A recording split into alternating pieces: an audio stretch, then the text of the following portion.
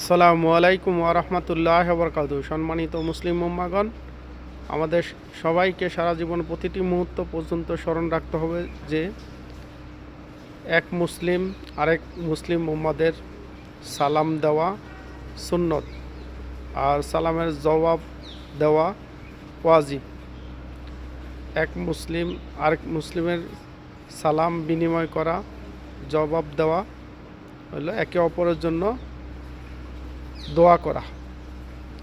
তো আমার অন্তরস্থল থেকে দোয়া করি মহান আল্লাহ তাআলা যেন আমাকে সহ পৃথিবীর সকল মুসলিম উম্মাদের সহিবুজ এবং হেদায়েত দান করেন, একে অপরকে বেশি বেশি সালাম বিনিময় করার তৌফিক দান করেন।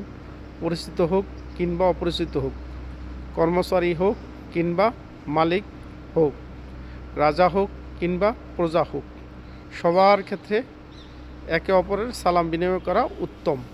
এর বিনিময়ে মহান আল্লাহ তাআলা দুনিয়া এবং আখিরাতে দিবেন ইনশাআল্লাহ। আমিন সুম্মা আমিন।